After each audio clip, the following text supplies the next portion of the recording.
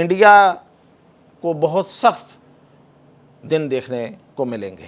مودی کا حساب کتاب بہت غلط نکلا اور اس نے بہت غلط وقت پر اسرائیل اور نیتن یاہو کو چنا اور بھارت کو معاشی لحاظ سے بڑے دھچکے لگیں گے۔ اسرائیل کو فادر لینڈ کہہ دیا اور اپنے آپ کو مدر لینڈ انڈیا کو کہہ دیا۔ پاسداران انقلاب کے جو صبر ہے اس کا پیمانہ جو ہے وہ لبریز ہو گیا اور انہوں نے فیصلہ کیا کہ اب انڈین جو مفادات ہیں ان کو اسی طرح سمجھا جائے گا جس طرح امریکی مفادات کو سمجھا جاتا اور ان کو نشانہ بنایا جائے گا۔ ناظرین، ایرانیوں کی پیٹھ میں چھرا گھونپنے والے مودی کو اتنا سخت جواب ملا ہے کہ اس وقت انڈیا میں آگ لگی ہوئی ہے اور انڈیا کو جو پہلا سخت جو جواب دیا پاسداران انقلاب نے، اور یہ پہلا جواب ہے، ابھی یہ انہوں نے اعلان کیا ہے کہ اس سے آگے بھی یہ سلسلہ چلے گا اور اس سے اس وقت چیخیں نکلی ہوئی ہیں۔ انڈیا کے اندر اس وقت اتنا شور شرابہ ہے کہ شاید اس شور شرابے میں مودی جو ہے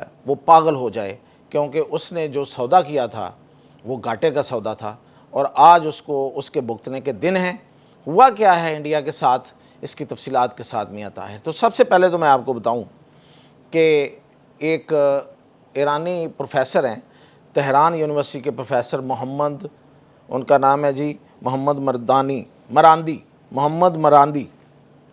انہوں نے اب سے کچھ گھنٹوں پہلے ایک ٹی وی پروگرام میں یہ کہا تھا کہ انڈیا کو بہت سخت دن دیکھنے کو ملیں گے۔ انہوں نے اس کی پیشن گوئی کی تھی اور اس نے کہا تھا کہ مودی کا حساب کتاب بہت غلط نکلا اور اس نے بہت غلط وقت پر اسرائیل اور نیتن یاہو کو چنا، اس سے اپنی دوستی کا اس نے اظہار کیا۔ اب تیل کے حصول میں اس کے لیے بہت سی مشکلات ہوں گی اور بھارت کو معاشی لحاظ سے بڑے دھچکے لگیں گے۔ یہ انٹرویو تھا ان کا ایک ٹی وی پہ، اور اس کے فوری بعد پاسداران انقلاب نے انڈیا کی طرف جانے والے ایک بڑے جہاز کو نشانہ بنایا اور اس کو تباہ کر دیا۔ اب یہ جو تباہی ہے، یہ دیکھیں، یہ ایسے نہیں کی انہوں نے، صرف اس لیے نہیں کی کہ اس نے دورہ کیا تھا مودی نے اور وہاں پہ جا کے تو اس نے وعدے وعید کیے اور اپنے اسرائیل کو فادر لینڈ کہہ دیا اور اپنے آپ کو مدر لینڈ انڈیا کو کہہ دیا، یعنی کہ اس کو باپ مان لیا اور جو انڈیا ہے اس کو ماں کہہ دیا۔ تو یہ جو رشتہ داری اسے نکالی، اس پہ بھی شاید اتنا بڑا مسئلہ نہ ہوتا۔ اصل مسئلہ کہاں پہ بنا، جس سے پاسداران انقلاب کے جو صبر ہے اس کا پیمانہ جو ہے وہ لبریز ہو گیا اور انہوں نے فیصلہ کیا کہ اب انڈین جو مفادات ہیں ان کو اسی طرح سمجھا جائے گا جس طرح امریکی مفادات کو سمجھا جاتا اور ان کو نشانہ بنایا جائے گا۔ وہ اس وقت ہوا جب ایرانی بحریہ جو ہے وہ انڈیا کی دعوت پر ایک ایکسرسائزز کے لیے، جو کہ روٹین کی ایکسرسائزز، فوجی ایکسرسائزز ہوتی ہیں، ان کے لیے وہ انڈیا گئی تھی، بحر ہند میں گئی تھی، اور وہاں پہ گوچی جو ان کی جو بندرگاہ ہے وہاں پہ وہ وہاں موجود تھی کوچی، اور وہاں پہ اس کو جب وہ جہاز واپس آیا ان ایکسرسائزز میں حصہ لینے کے بعد تو اس کو امریکیوں نے نشانہ بنا دیا۔ تو اطلاعات یہ ہیں کہ اس کی اس پوری کی پوری انٹیلیجنس انڈیا نے دی تھی کہ کب یہ جہاں سے جہاز روانہ ہو رہا ہے اور اس کا روٹ کیا ہے، اور انہوں نے اس روٹ میں کوئی بارودی سرنگ لگائی ہوئی تھی۔ اور وہ دیکھیں، جب وہ اس کی فوٹیج اگر آپ نے ویڈیو اس کے دیکھی ہے تو جس طریقے سے وہ جہاز کے نیچے سے کوئی بم پھٹتا ہے تو وہ بارودی سرنگ ہے جو نیچے سمندر کے نیچے امریکیوں نے لگائی تھی، اور وہ بالکل اسی صورت میں لگ سکتی ہے جب آپ کو جہاز کے روٹ کا پتہ ہو اور آنے جانے کے وقت کا پتہ ہو، ورنہ وہاں پڑی ہوئی جو بارودی سرنگ ہے وہ تو کسی اور جہاز کو بھی ٹکرا جائے، کیونکہ جہاز تو کمرشل جہاز تو سمندروں میں چلتے پھرتے رہتے ہیں۔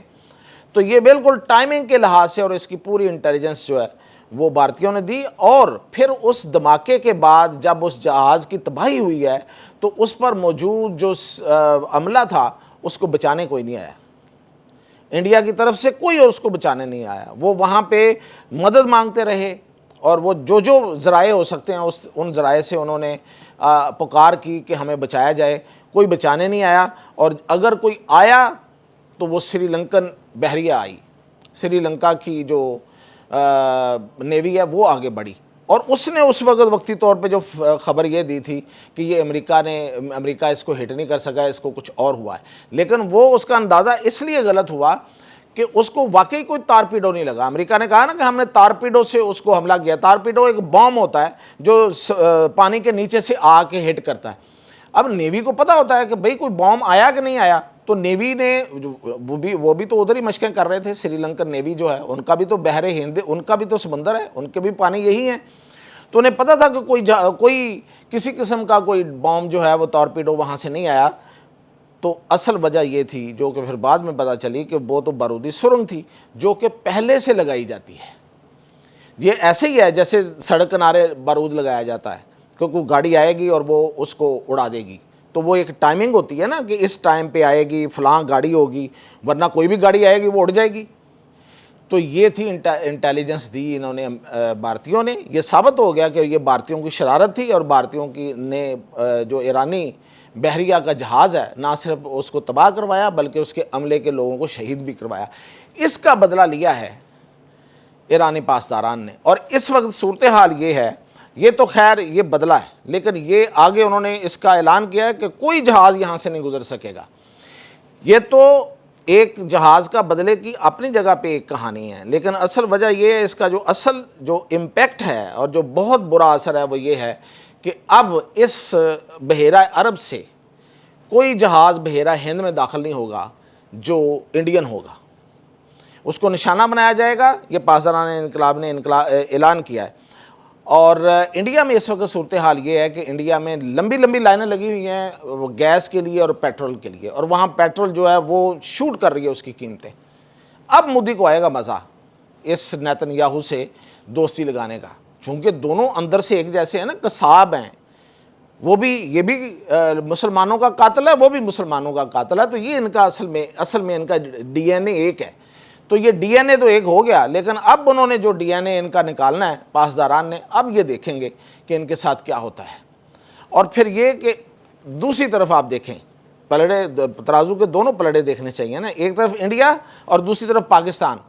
پاکستان کے ساتھ آج جو رابطہ ہوا ہے اس میں جو ایرانی صدر ہیں انہوں نے یقین دہانی کرائی ہے وزیر اعظم پاکستان شہباز شریف کو کہ آپ کے جہازوں کو ہم کچھ نہیں کہیں گے, جس طرح سے انہوں نے ساتھ ہی اس کے موجود بنگلہ دیش کو بھی یقین دہانی کرائی ہے کہ آپ کے جہازوں کو بھی کچھ نہیں کہا جائے گا.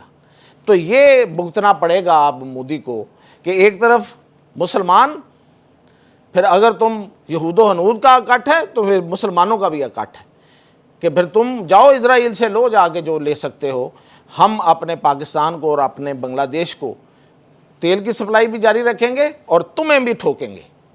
تو یہ ہے اس وقت وہاں پہ صورتحال, اور بہت چیخ و پکار ہے. یہ ٹرمپ اور نیتن یاہو کے بعد جو اگلی باری ہے وہ مودی کی ہے کہ اس کو اس کے ملک کے اندر سے جوتے پڑیں گے. اجازت دیجیے.